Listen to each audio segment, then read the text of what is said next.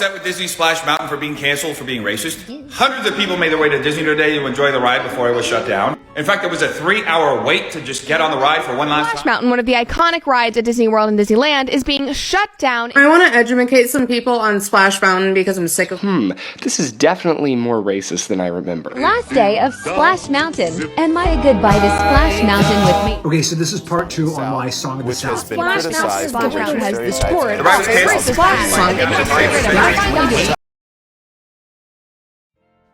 Whether you're a theme park fan or not, you've likely been hearing news about Splash Mountain, as it's been somewhat of an inescapable topic for the past couple of weeks. The version of the ride located in Disney World closed its doors on January 23rd, and Disneyland's version will be closing as soon as well. The ride isn't going away, but rather just being rethemed to fit the intellectual property, or IP, of Princess and the Frog. And, while no specific date has been given yet, the ride will reopen as Tiana's Bayou Adventure sometime in late 2024. To say that this topic is divisive is an understatement. Splash Mountain is based on the 1946 Disney film Song of the South, a movie notorious for being very racist towards African Americans. With the IP of this attraction being changed from one of Disney's most racist to Disney's only black princess, it's not surprising that the conversation surrounding this ride's closure is all about racism. Some fans are outraged that the ride is being closed, as they don't believe the ride reflects any racist ideas present in Song of the South. Other fans are glad for the ride's removal, happy that its problematic theming is being removed for something that's more inclusive. And millions of other people have millions of different ideas regarding whether Splash Mountain was racist enough to deserve a retheme. But the funny thing is, this talk of racism being the key factor in Splash Mountain's closure is completely conjecture from the fans. Disney isn't doing the retheme because of racism, because frankly, Splash Mountain's racism never mattered to Disney. Okay, first, a quick disclaimer. This video is not an argument on whether Song of the South or Splash Mountain are racist. I've been on the ride lots of times, I've seen the movie once, and have my opinions on both. But that's not what this video is about, so there's no sense in me sharing my opinion when the internet is already coded in everyone else's. In the same vein, this isn't an argument on if Splash Mountain should have been closed or if Princess and the Frog is a good IP to retheme the ride to. The decision has already been made, so arguing its validity won't change anything. Instead, I'm here to tell you about why Disney never at any point has publicly cared about the problematic nature of Splash Mountain, and how their decision to close the ride was never primarily regarding racism. With that being said, let's go back to 1989. Splash Mountain. It may look peaceful and fun, but the only way out is a long way down.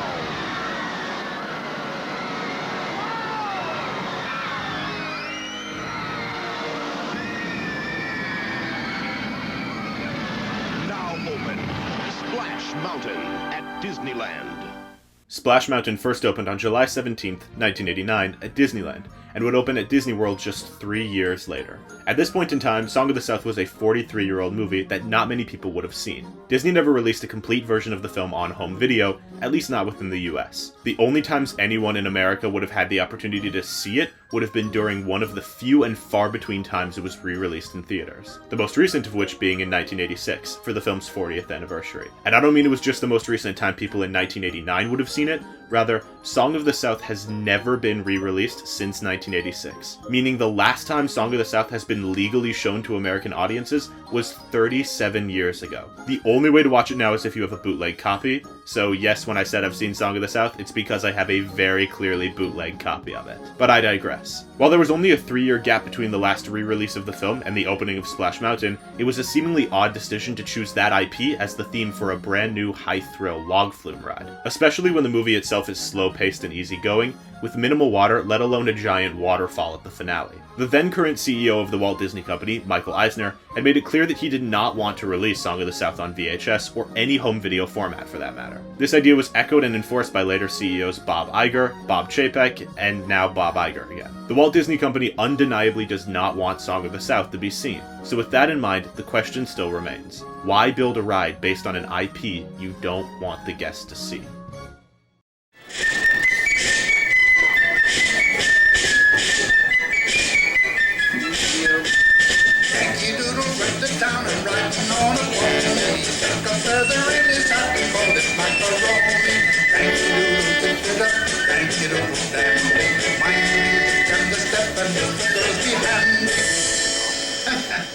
America Sings was an attraction in Tomorrowland, where a cast of audio animatronic animals would entertain the audience with the history of America through song.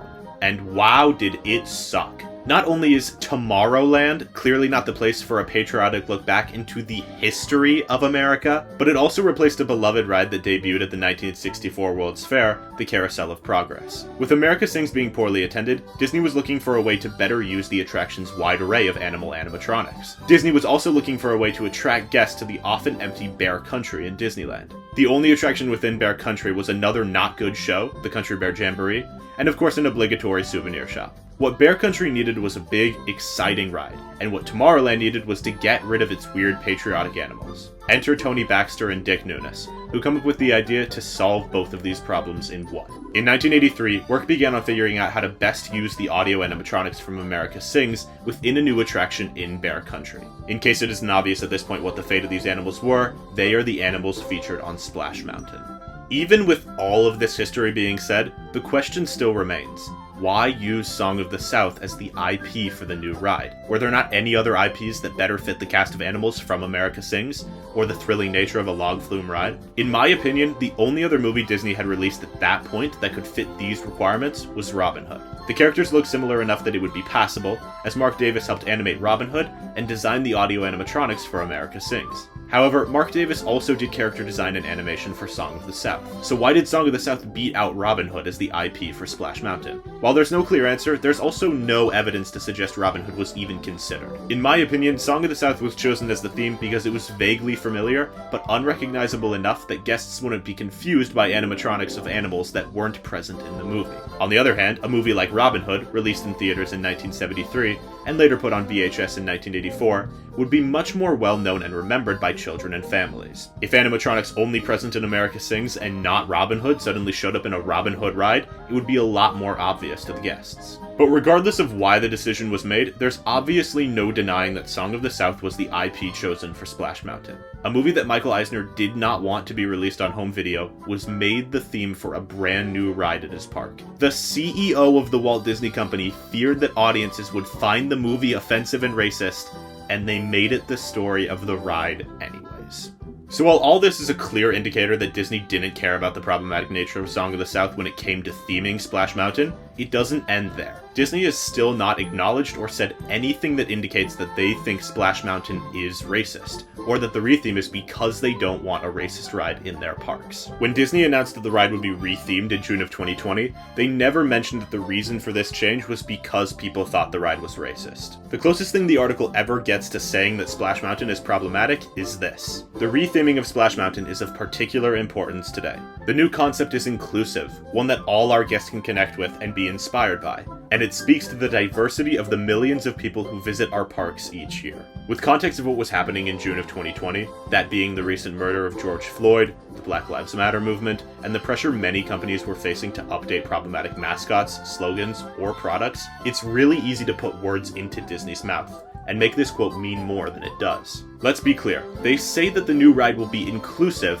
but at no point acknowledge or admit to the old ride being not inclusive. This is also the only instance I can find where Disney mentions anything even remotely close to racism, not just in the original article, but in all updates specifically from Disney about the ride since. The idea that Disney admitted Splash Mountain was racist or chose to update the ride because it was problematic is all fabricated by the fans, news, and everyone but Disney.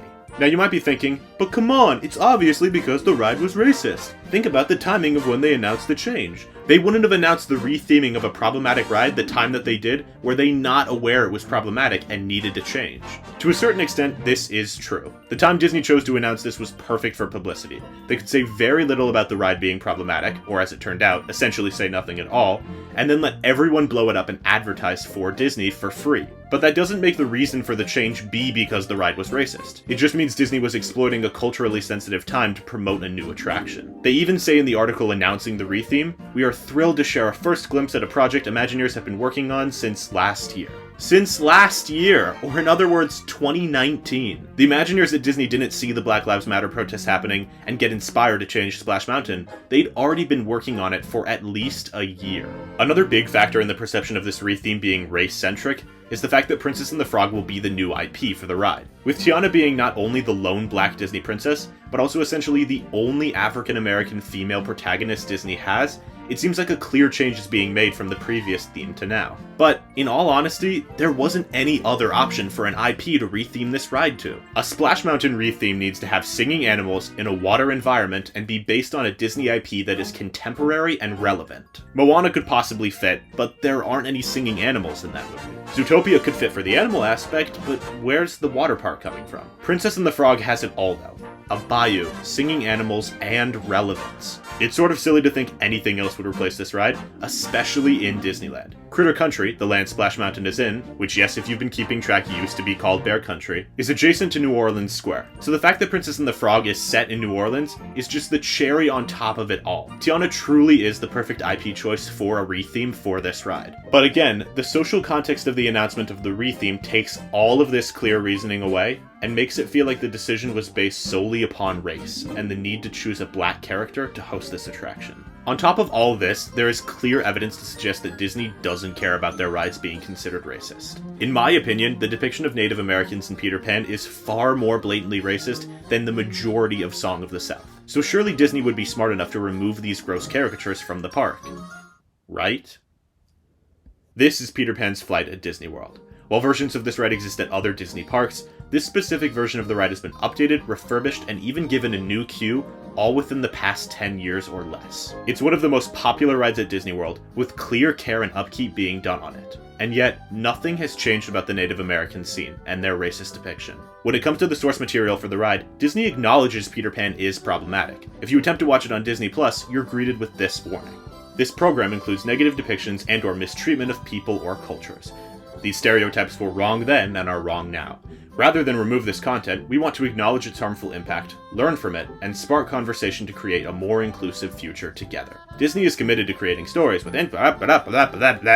Here's the thing. Peter Pan and its characters are iconic and make Disney a lot of money. There's no way they would willingly remove the film from their streaming catalog or edit it in any manner. Knowing Peter Pan wasn't going anywhere, regardless of Disney admitting it was problematic or not, it's odd that they chose to admit that it was, and attempt to apologize for it. It shows Disney can acknowledge their mistakes. Maybe not with the most grace and execution, but the acknowledgement is still there. However, they can't seem to carry that over into the theme parks. Somehow, when it goes from streaming to theming, and all that's attraction-based, Disney can't apologize, or even at the bare minimum, admit something may be offensive. If Disney was truly closing Splash Mountain to remove racism in their parks, Peter Pan's flight would have been changed or acknowledged as well. Even something as simple as a plaque out front of the ride, rewording this apology they put on Disney Plus to fit the context of an attraction, would show me that Disney aims to take racism out of their parks. But there is no plaque, and there is no change, and I can still go see these Native American caricatures. To say Disney is closing Splash Mountain to remove racism in their parks is clearly not true. But if it's not inclusion and equality fueling the retheme, what is? What's making Disney close all the Splash Mountains? But see, that's the thing. The most important thing of all. Disney isn't closing all the Splash Mountains.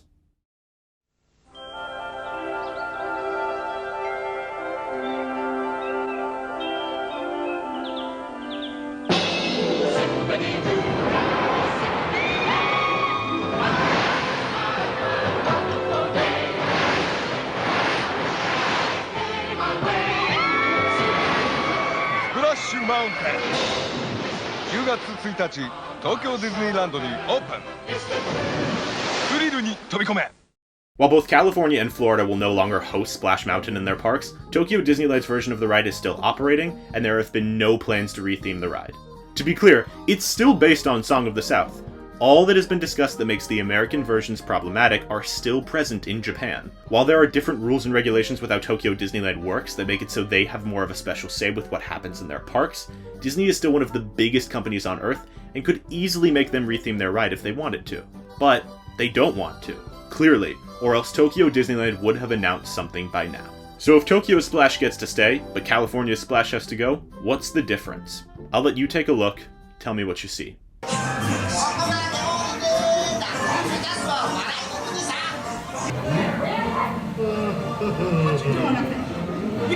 about yourself. That's what you're doing.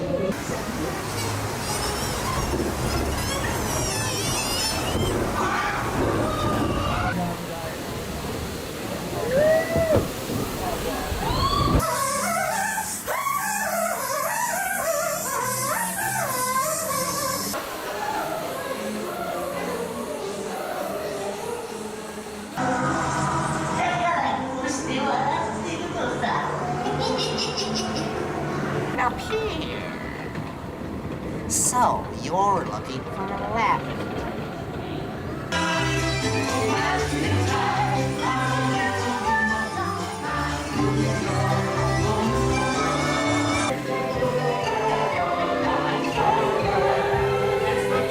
If you said they speak Japanese in one and English in the other, you're correct! But that's not what I was going for. I think it's pretty clear that the original 1989 version of the ride in California is in clear need of refurbishment, while Tokyo's version looks stunning, brand new, and in no need of repairs. Remember, while the ride in Disneyland opened in 1989, the animatronics are far older than that. They're from America Sings, which opened in 1974.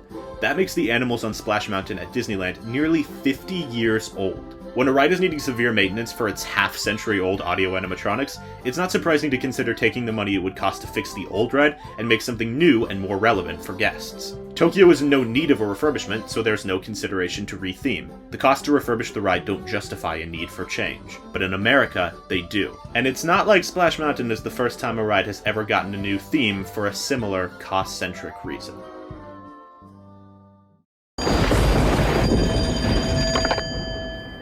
Hollywood Tower Hotel. I'm sorry, we don't have any vacancies. When will we? Let me check.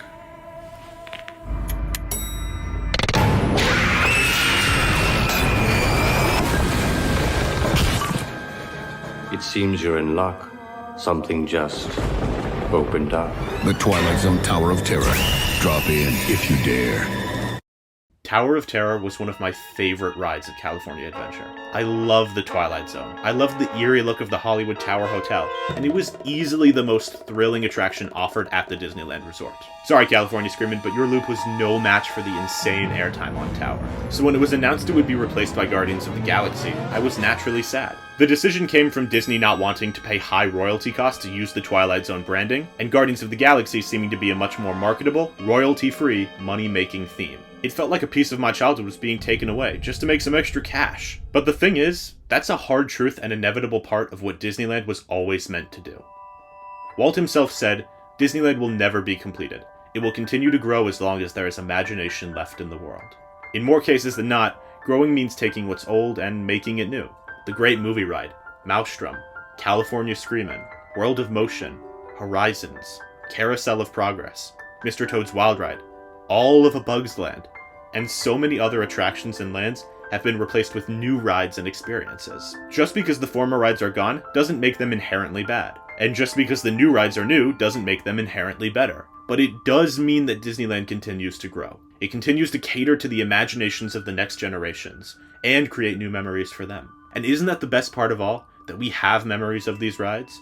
Were it not for the fun memories, we wouldn't feel so sad when a ride closes. The memories I had of how fun it was to drop up and down on a haunted elevator make me happy. Knowing it's not there anymore only makes me sad because I know it had made me happy. It shows me that I had fun. It shows us all that we had fun, and experienced Disneyland for what it was.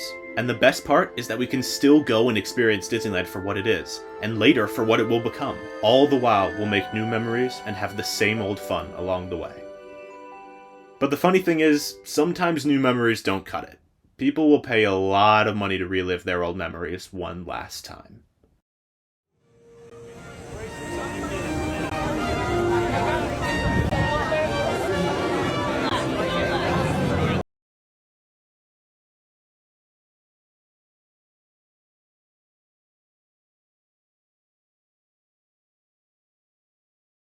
People made their way to Disney today to enjoy the ride before it was shut down. In fact, there was a 3-hour wait to just get on the ride for one last time. Splash Mountain has an hourly capacity of around 1,500 people per hour. In other words, within 1 hour, about 1,500 people will get on the ride. With massive wait times of over 3 hours the day Splash Mountain closed at Disney World, it's likely that 24,000 people rode Splash Mountain on its final day of operations. And while the types of tickets to Disney World vary, it's safe to assume that those 24,000 people generated a bare minimum of $3 million for Disney that day. Again, that's the bare minimum. The amount of final day merch, lightning lanes, and other Splash Mountain specialty items that were purchased could easily push this number up to $5 million. What an easy and lucrative way to generate the budget for a retheme. Give everyone one last chance to ride, and use that money to fund the very thing that's encouraging the guests to spend. Of course, Disney makes a lot of money, and $5 million is probably nothing to them, but the fact that such an insignificant amount of money for them is still enough to fund the majority of a retheming of a ride shows that they could have removed and replaced the Song of the South theme at any point in time. But they waited, and waited. Not until protesters asked them to remove it, but until the ride simply wouldn't work anymore. Splash Mountain will stick out like a sore thumb, as the defunct attraction that shouldn't have ever been made, but that people have grown fond of nonetheless. While the retheme was truly motivated by nothing more than the ride getting old, every cultural aspect of this ride, from its opening to its closure, has made guests sure to remember it as racially problematic. Disney never admitted that theming a ride to ban content was wrong, and likely never will. But in that silence, a molehill of a retheme was made into a mountain of chaos. Everyone but Disney made this be a big controversy about racism in America. And how silly is that? To take the fears and concerns of a society and pin it on a log flume ride. To debate over how we should handle our racist history and how it impacts our lives today, all under the guise of frustrations about a log flume ride. A log flume ride that, mind you, isn't changing its theme for racial reasons at all, because Splash Mountain's racism never mattered to Disney.